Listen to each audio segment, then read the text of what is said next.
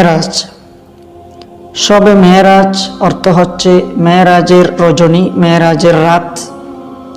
শব এটি ফার্সি শব্দ, যেমন আমরা বলি শবে বরাত, শবে কদর, শব গুজারি, শবে মেরাজ। শব এটি ফার্সি শব্দ, যার ইংলিশ হচ্ছে নাইট, আরবি হচ্ছে লাইলাতুন, রাত। রাতের বেলায় মেরাজ হয়েছিল। তাহলে শবে মেরাজ অর্থ দাঁড়ায় মেরাজের রাত। রসুল করিম সাল্লাল্লাহু আলাইহি ওয়াসাল্লামের 43 বছর বয়সে মেরাজ সংগঠিত হয়। রজব মাসের 27 তারিখ সোমবার আল্লাহ তাআলা রসুল সাল্লাল্লাহু আলাইহি ওয়াসাল্লামকে মেরাজে উর্ধ্বাকাশে নিয়ে গিয়েছেন। আল্লাহ তাআলা জিবরাইল আলাইহিস সালামকে ডেকে বললেন যে জান্নাতকে আজকে আরো সুসজ্জিত করো, জাহান্নামের আগুন আজকে নিভিয়ে দাও, সমস্ত কবরের আযাব আজকে মওকুফ করে দাও, অফ করে দাও, এবং মিকাইল আলাইহিস সালামকে এবং 70,000 ফেরেশতাকে নিয়ে আমার হাবিবের কাছে যাও, আমার হাবিবকে আমার কাছে নিয়ে আসো। জিবরাইল আলাইহিস সালাম আল্লাহর হুকুম মতে রসুলের কাছে আসলেন। রসুল সাল্লাল্লাহু আলাইহি ওয়াসাল্লামকে সালাম দিলেন এবং বললেন, আপনাকে আজকে আল্লাহ তাআলা যেতে বলেছেন, আজকে আপনি আল্লাহ তাআলার মেহমান হবেন। রসুল সাল্লাল্লাহু আলাইহি ওয়াসাল্লাম শুকরাতান 2 রাকাত নামাজ পড়েছেন। এই ঘটনাটি ঘটেছিল রাতের কোনো একটি সময়ে, পুরা রাত নয়, কোনো একটি বিশেষ সময়ের মধ্যেই হয়েছিল এবং সোমবার রাতেই হয়েছিল। জিবরাইল আলাইহিস সালাম রসুলকে জমজম কূপের পাড়ে নিয়ে ওপেন হার্ট সার্জারি, যাকে আরবিতে বলে শক্কে সদর, বক্ষ বিদারণ করলেন। এই শক্কে সদর করার পরে রাসূল সাল্লাল্লাহু আলাইহি ওয়াসাল্লামকে জিবরাইল আলাইহিস সালাম বললেন যে জান্নাত থেকে বোরাক আনা হয়েছে, আপনি বোরাকের পিঠে চড়েন। আল্লাহর রসুল বোরাকের পিঠে উঠলেন। রসুলের ডানে জিবরাইল আলাইহিস সালাম, বামে হযরত মিকাইল আলাইহিস সালাম এবং পিছনে 70,000 নূরের তৈরি ফেরেশতা। মিনাল মসজিদুল হারাম ইলাল মসজিদুল আকসা, মসজিদে হারাম থেকে রওনা দিবেন মসজিদে আকসার উদ্দেশ্যে। কিন্তু জান্নাত থেকে যে বোরাক আনা হয়েছে, এই বোরাক একটি দরখাস্ত পেশ করলেন। আল্লাহ রাসূল জিজ্ঞেস করলেন, কি দরখাস্ত? বোরাক বললেন যে আজকে আমার পিঠে চড়ে ইয়া রাসূলুল্লাহ, ইয়া হাবিবাল্লাহ, আপনি যেরকম মেরাজে যাবেন, একই রকম কাল কিয়ামতের ময়দানে আমার পিঠে চড়ে আপনি জান্নাতে প্রবেশ করবেন। এই দরখাস্ত আমি আপনার দরবারে পেশ করি। আল্লাহ রাসূল দরখাস্ত কবুল করলেন। সুবহানাল্লাহ। এরপরে রওনা দিলেন, মসজিদে আকসা গিয়ে পৌঁছলেন।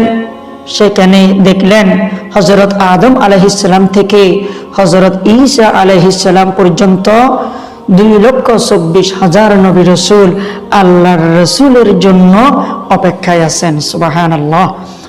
এবার জিবরাইল আলাইহিস সালাম মসজিদে আকসার মধ্যে আজান দিলেন, একামত দিলেন 2 রাকাত নফল নামাজ পড়ার জন্য। পৃথিবীতে এই একটি মাত্র সময়ে এই মসজিদ আকসার মধ্যে সমস্ত নবী রাসূল এক হয়ে 2 রাকাত নফল নামাজ আদায় করেছিলেন মেরাজের রজনীতে। তাই আমরা বেশি বেশি এই মেরাজে নফল নামাজ আদায় করব। এই রাতে আমরা বেশি বেশি নফল ইবাদত করব। জিবরাইল আলাইহিস সালাম আল্লাহ তাআলাকে জিজ্ঞেস করলেন, আরজ করলেন, ইয়া আল্লাহ, ইমামতি কে করবেন? আল্লাহর হুকুম মতে জিবরাইল আলাইহিস সালাম আল্লাহর হাবিবের হাত ধরে ইমামের জায়গায় দাঁড় করিয়ে দিলেন। আল্লাহ রসুলের ইমামতিতে 2 রাকাত নফল নামাজ আদায় করলেন সকল নবী রাসূল, সকল ফেরেশতাগণ। এরপর জিবরাইল আলাইহিস সালামের উপস্থাপনায় এক একজন নবী রাসূল 4 মিনিট 5 মিনিট করে করে বক্তব্য দিলেন। সর্বপ্রথম আদম আলাইহিস সালাম, তারপর মূসা আলাইহিস সালাম, ইব্রাহিম আলাইহিস সালাম, ঈসা আলাইহিস সালাম, সবশেষে হযরত মুহাম্মদ মুস্তাফা সাল্লাল্লাহু আলাইহি ওয়াসাল্লাম বক্তব্য প্রদান করলেন। তারপরে মসজিদ আকসা থেকে আকাশের দিকে ভ্রমণ আরম্ভ করলেন। আকাশের ফেরেশতারা আল্লাহর রাসূলকে স্বাগত জানালেন এবং প্রথম আসমানে, দ্বিতীয়, তৃতীয় আসমানে, এক এক আসমানে এক একজন নবী রাসূলের সাথে আল্লাহর রাসূলের সাথে সাক্ষাৎ হয়েছে, কথাবার্তা হয়েছে, সালাম বিনিময় হয়েছে। আল্লাহর রাসূল সাল্লাল্লাহু আলাইহি ওয়াসাল্লাম এই মেরাজের রজনীতে জান্নাত দেখলেন, জাহান্নাম দেখলেন এবং বাইতুল মামুর, যেখান থেকে ফেরেশতাগণ আসেন, ফেরেশতারা যেখানে থাকেন, ওই বাইতুল মামুর ভ্রমণ করলেন। সিদরাতুল মুনতাহায় গিয়ে জিবরাইল আলাইহিস সালাম বললেন, ইয়া রাসূলুল্লাহ, ইয়া হাবিবাল্লাহ, আমার যাওয়ার আর ক্ষমতা নেই, এরপরে আমি যদি যাই আমি জ্বলে যাব, পুড়ে যাব, আমি সইতে পারবো না, এই নূর আপনি যান। রাসূল করিম সাল্লাল্লাহু আলাইহি ওয়াসাল্লাম হাঁটা আরম্ভ করলেন। যেতে যেতে আল্লাহ তাআলা কাছাকাছি পৌঁছলেন। আল্লাহ রাসূল সাল্লাল্লাহু আলাইহি ওয়াসাল্লাম ইরশাদ করেন, আত-তাহিয়াতু লিল্লাহি ওয়াস-সালাওয়াতু ওয়াত-তাইয়্যিবাতু, অর্থাৎ ইয়া আল্লাহ, আমি আমার এবং আমার উম্মতের, আপনার বান্দা বান্দীদের সকল ইবাদত, তাসবিহ, আমল, জিকির, কোরআন তিলাওয়াত, নামাজ, যাকাত, সদকা, ফিতরা, সমস্ত প্রশংসা আপনার আজকে আপনার জন্য নিয়ে আসলাম। সুবহানাল্লাহ। আল্লাহ তাআলা সালাম দিলেন, আসসালামু আলাইকা আইয়ুহান নাবিয়্যু ওয়া রাহমাতুল্লাহি ওয়া বারাকাতুহু, আমার হাবিব, আপনার উপর আমার পক্ষ থেকে শান্তি, রহমত, বরকত বর্ষণ হোক। আল্লাহ রাসূল সালামের উত্তর দিলেন, আসসালামু আলাইনা ওয়া আলা ইবাদিল্লাহিস সালিহিন। ইয়া আল্লাহ, আপনার এই শান্তি, এই রহমত, এই বরকত আমি সহ আমার পুরো উম্মতের উপর বর্ষিত হোক। সুবহানাল্লাহ। আল্লাহ তাআলা হাদিয়া স্বরূপ 50 ওয়াক্ত নামাজ দান করেছেন। আল্লাহ রাসূল এই 50 ওয়াক্ত নামাজ নিয়ে চলে আসতেছেন। পথিমধ্যে আসমানে মূসা আলাইহিস সালামের সাথে দেখা হলো। মূসা নবী বললেন, আমার উম্মতকে আমি 2 ওয়াক্ত নামাজ পড়াইতে পারিনি, অনেক কষ্ট হয়েছে। সীমিত হায়াতের উম্মত, এরা 50 ওয়াক্ত নামাজ কিভাবে পড়বে, বড় কষ্ট হবে। আমি পরীক্ষিত নবী, আপনি গিয়ে আল্লাহর দরবারে দরখাস্ত করে কিছু কমান।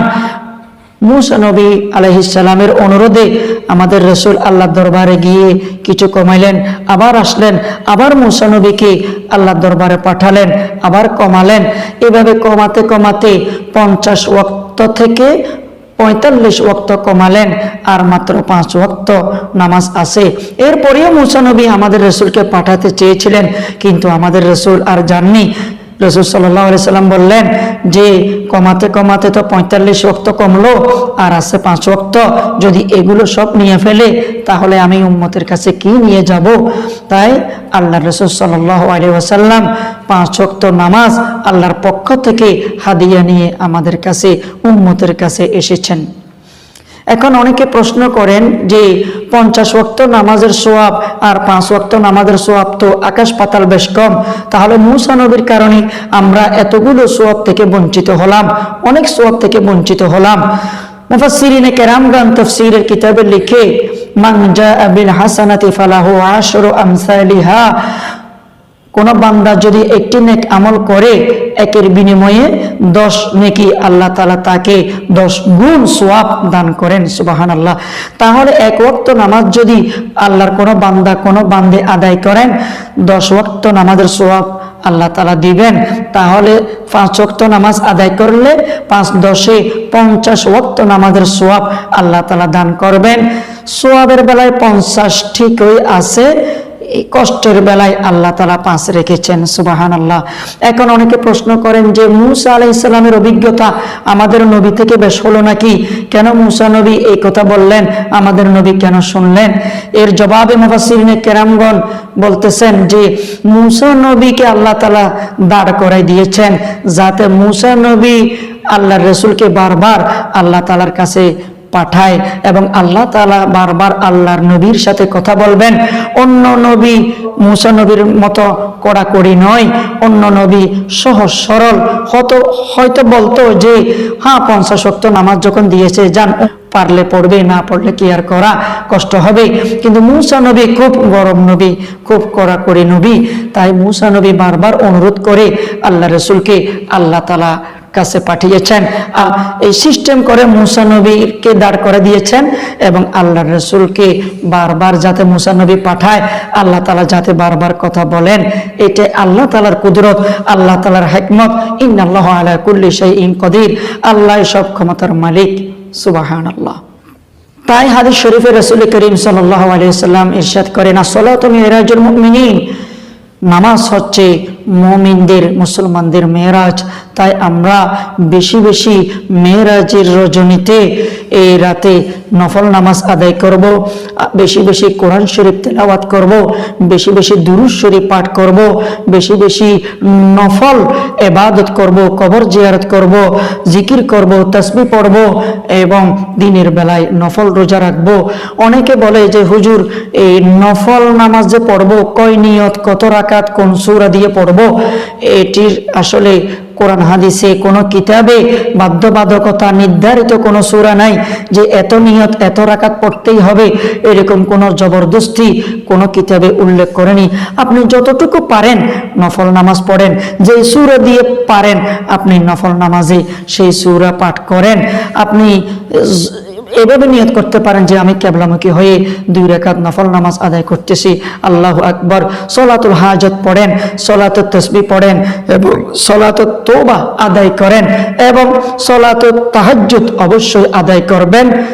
তবে আরেকটি আমল অবশ্যই করবেন, এশারের নামাজ আর ফজরের নামাজ জামাত সহকারে আদায় করার চেষ্টা করবেন।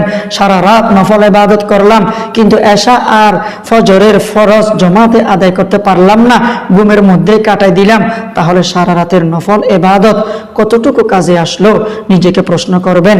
হাজারো লক্ষ কোটি নফল ইবাদত একটা ফরজের সমতুল্য হয় না। আল্লাহ তাআলা আমাদেরকে কুসংস্কার মুক্ত, অপসংস্কৃতি মুক্ত, কোরআন হাদিস সুন্নত যুক্ত আমল করার তৌফিক দান করুন। আমিন। ওয়া আখিরু দাওয়ানা আলহামদুলিল্লাহি রাব্বিল আলামিন।